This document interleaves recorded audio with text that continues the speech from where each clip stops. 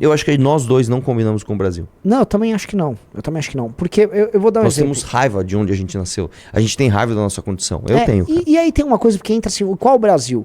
O lugar, assim, eu sou muito paulistano. Acho que você também é muito paulistano. A gente tem coisas muito Eu paulistanas. sou aquele paulistano de verdade, paulistano né? de verdade, né? O cara era sucateiro, ele se construiu, meu.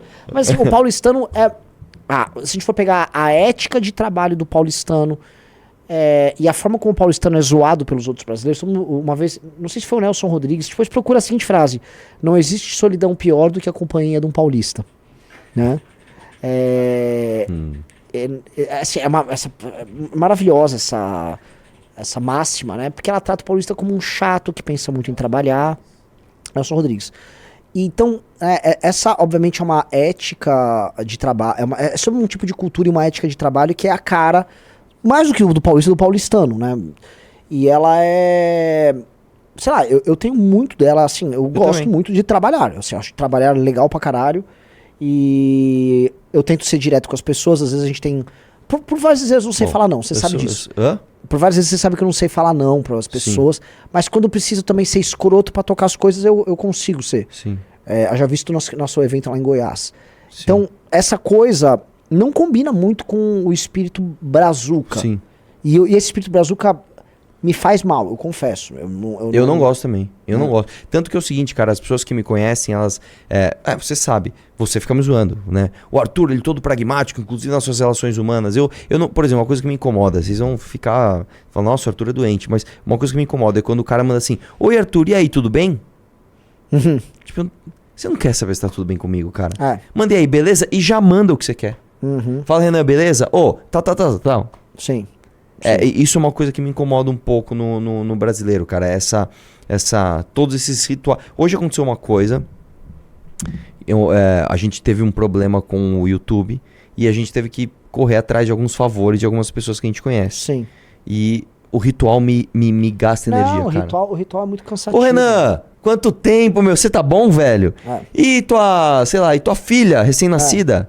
Porra, cresceu a Bia? Porra, que legal. Então, Renan, deixa eu te falar, entendeu? Eu gosto de coisas mais diretas, cara.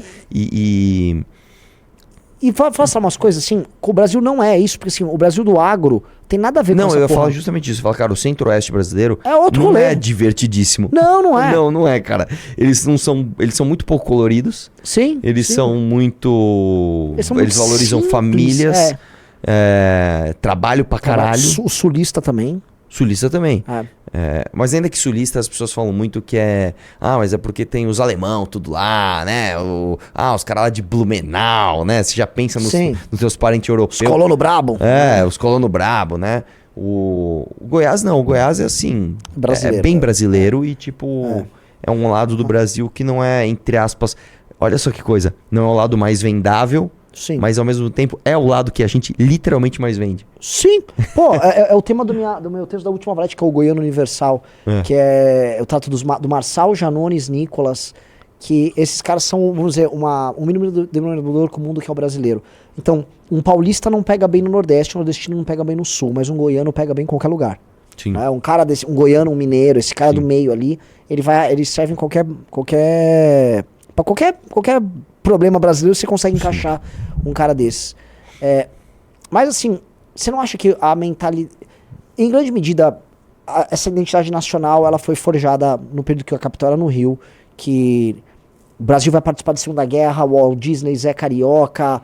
Volta a falar, teve aqui o período da Carmen Miranda, né? Danças com frutas na cabeça, gringos vindo pro Brasil, sensualidade, carnaval, eles são muito legais e tal, mas fiquem no seu canto aí, vocês só quero brincar com vocês, até que acontece algumas coisas. O brasileiro acredita nisso, ele acha que é isso. Surge a Globo, surge a televisão de massa, e é importante a gente pensar nisso porque a televisão em massa, ela solidifica uma ideia de Brasil, as pessoas, através de uma indústria cultural de massa mesmo. E aí, nós passamos a acreditar que nós somos isso, mesmo não sendo, o que é estranho. E o mundo simplesmente se esquece do Brasil. A gente teve um revival brasileiro, que quem pegou muito foi o Pedro, né? Porque o Pedro foi vender funk em inglês, com o bonde do rolê. Teve um revival, vamos falar aqui, do Brasil, foi de 2006 a 2011. Então logo o Brasil começa a cair economicamente, o mundo esquece do Brasil. É que assim, o Senna morreu em 94. O Brasil foi campeão em 94 também. Isso. Então, até ali, porra, Brasil. Eu acho que assim, o Brasil hype mundial foi até o meio dos anos 70.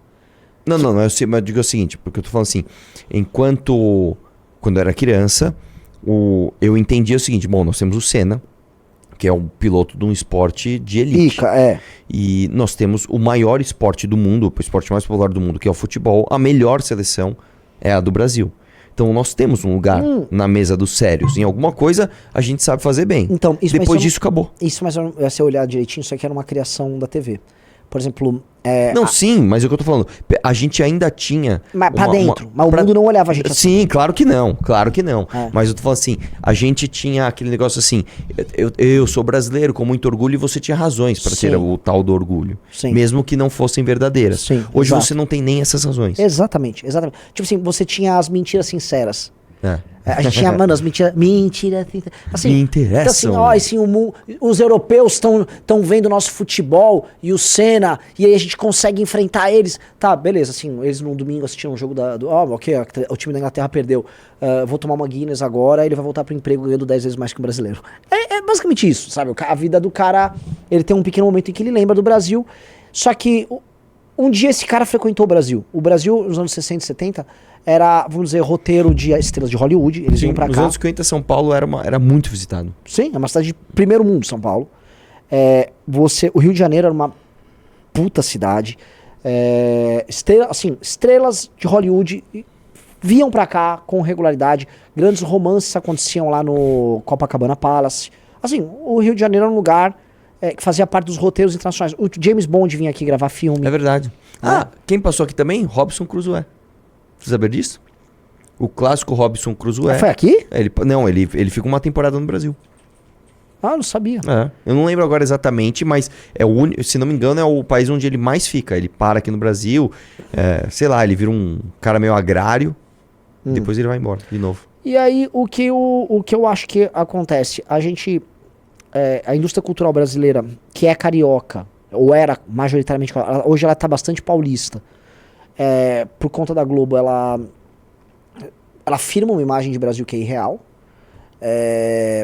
E a gente printou na nossa cabeça que nós temos essas características. E ninguém precisa ter essas características, até porque são fingidas essas características. Então, onde eu quero dizer que é fingido? A gente quer fingir pro mundo que a gente é muito legal, mas nós somos muito violentos. Então a gente quer falar assim, mundo, vem aqui curtir com a gente no Rio porque a gente é muito feliz. Aí a gente assalta o gringo. Ou como o Costanaro mostrou daquele break, né? Não, vamos cobrar mais do gringo, que a gente é malandro. O que é malandro aí no dissimulado? O malandro é uma pessoa pouco confiável. Ela é uma pessoa que finge ser bacana pra levar uma vantagem sem que o outro perceba. O malandro é um filho da puta. Nós somos um povo de filho da puta. E a gente fica vendendo essa cultura de filho da puta e reclama quando as pessoas que mandam na gente são filho da puta com a gente. O político é ladrão, não sei o quê. Em alguma maneira, a cultura do Rio de Janeiro, e eu acho que é uma coisa bem específica, essa cultura mainstream do Rio de Janeiro, ela tem que ser inteira detonada e ela não pode ocupar a posição de proeminência que ela tem. Eu acho que a Globo, a indústria cultural ligada à Globo, ela é muito responsável por isso, porque tem exemplo maior de que a cultura carioca é um fracasso do que viver no estado do Rio de Janeiro? Não, e outra, assim, depois de 94, vamos chamar assim, né? Que quando, eu tô falando assim, do meu ponto de vista, eu criança. Se eu fosse, eu lembro até hoje, teve alguma Copa do Mundo, eu não lembro qual que era, que sabe quando você vai no McDonald's e tem a bandeja, tem um papel. Um dos papéis era assim, como você se sentiria se você nascesse nos países da Copa? E aí tinha todos, e aí tipo tinha o do meio, que era os Estados Unidos. Como você se sentiria se nascesse americano? Você se sentiria no centro do mundo, porque todos os filmes são aqui, e eu fiquei com uma puta inveja, né? E eu lembro que o do Brasil era tipo uma bosta, né? E aí, eu lembro que até 94, então, existia pra mim, né, aquela história de que, existe algum orgulho de ser brasileiro, tarará. E depois, cara, eu lembro bastante disso, em 2002, eu fui pra Maratona Brasileira de Química, e foi no Rio de Janeiro, a gente foi de carro, a escola alugou uma van e a gente foi de van. E quando chegou lá, põe uma rádio aí, vamos ver o que tá tocando. Porque, acredite se quiser, antes da internet, né, que 2002, quase ninguém entrava na internet, era muito raro. Você entrava um pouquinho no ICQ lá, depois da meia-noite, pra não pagar tal. Então, ainda existia muito regionalismo no Brasil, que você só conseguiria viver aquilo indo fisicamente pros lugares. Então, eu fui pro Rio de Janeiro em 2002, e eu lembro que, tipo, vamos ouvir as músicas que estão tocando no Rio de Janeiro, que não tinham nada a ver com as músicas que estavam tocando em São Paulo. Sim. E estava tocando Lacraia.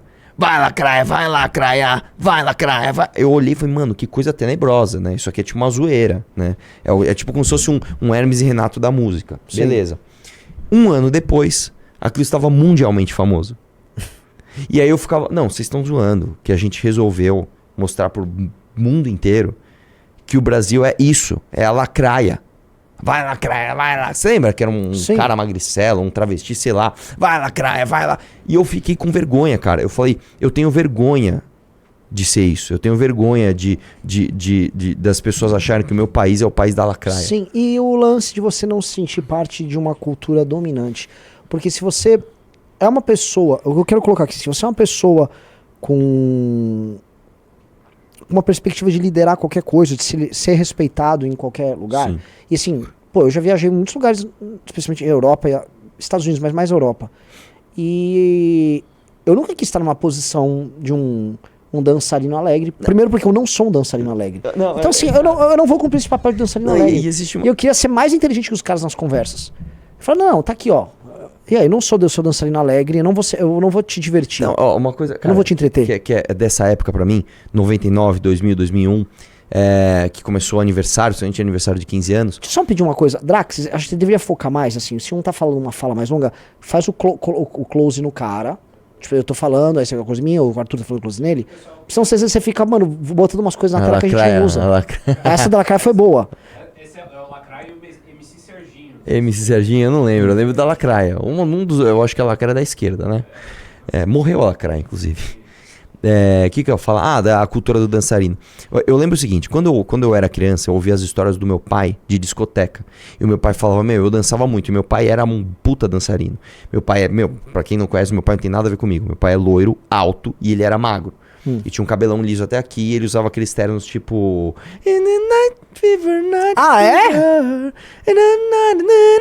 E meu pai, por exemplo, ele foi assistir Embalos de Sábado à Noite 16 vezes no cinema pra ele aprender exatamente os passos de dança e replicar. Então meu pai era um dançarino. Olha que coisa muito louca. O meu pai, aquele cara que você conheceu...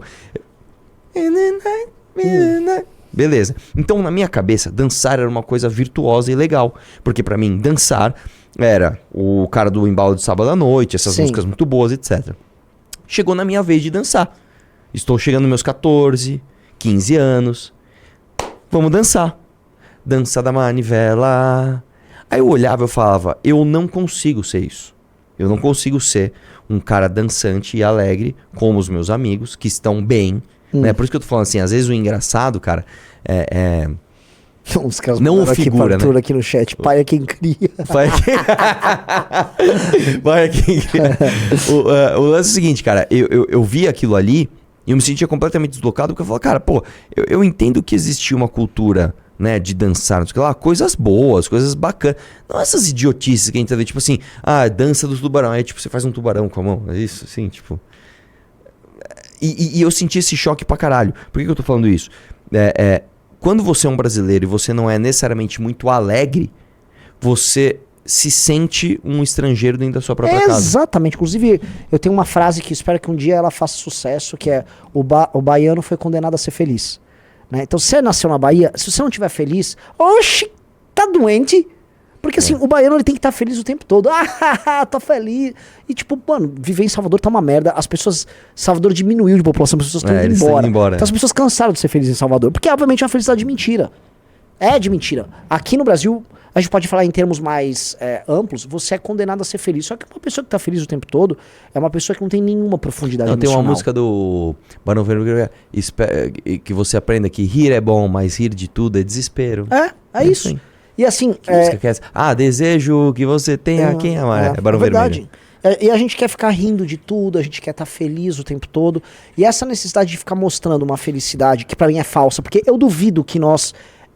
antes do século XX, essa fosse a autoimagem do Brasil. Não, inclusive é o seguinte, o Dom Pedro II, ele fez... Isso é muito engraçado, a história do Brasil foi escrita muito recentemente. O Dom Pedro II, ele fez um concurso para que as pessoas criassem a história do Brasil. E claro, como a capital era no Rio de Janeiro e tal, ficou uma história muito carioca. Por isso, quando teve a virada do século, lá no século XX, se não me engano, nos anos 10, aí se criou a história dos bandeirantes. Você me Cara, peraí, velho, deixa eu entender. Então, Toda a história dos bandeirantes foi escrita por um cara em 1900 e alguma coisa? Pô, que errado, cara. Tá errado, velho. Tá errado.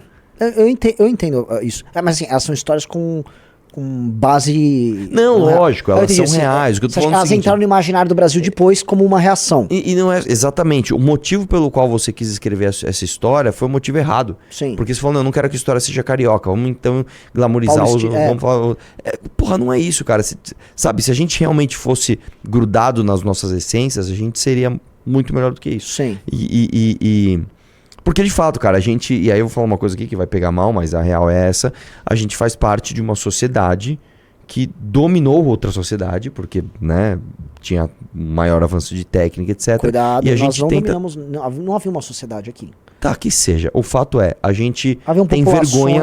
A gente tem vergonha disso. Neolítico aqui, que... Ah, tá. Você tava com medo que isso pegasse mal, aí você falou isso. Não, pior, não. Eu estou sendo mais politicamente correto. É o que eu tô falando. Caralho, velho. Não, eu tô sendo assim... Cuidado, né? Peraí, ó. Porque já parece que havia, assim, índios com uma noção de brasilidade. Não, vocês chegaram no nosso... Não é assim. Eles se odiavam, falavam línguas diferentes. Sim. E aí a gente fala assim, vamos ter apego e carinho por qual parte da história? A parte fracassada. Porra! É só falar, Renan, que os sambaquis foram de F, né? O quê? Os sambaquis. Os sambaquis foram a primeira tribo, né? Inclusive, os sambaquis, eles foram exterminados pelos tupiniquins. Exatamente. Isso é uma coisa engraçada, né? Os sambaquis foram exterminados pelos tupiniquins. Sim.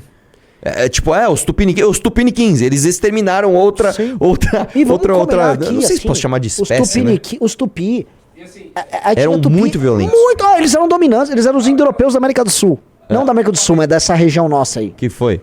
Enfim, a gente falou que os sambaquis eles foram exterminados pelo próprio povo tupi. E assim, mas tudo bem, desculpa te interromper. Que, aliás, a gente errou uma coisa. Nome de povo indígena não se coloca no plural. Então, não é os sambaquis, os sambaqui. E não são os tupis, os tupi. Tá. O que você ia falar? Que os tupi eram os indo-europeus do Brasil. Daqui da região do Brasil. Eles eram lá de cima, inclusive. Eles eram lá da região nordeste. Briguentos. Se não houvesse a chegada dos portugueses, vamos dizer, não houvesse chegada de ninguém, aqui eles iam estabelecer uma hegemonia aqui. Mas, enfim...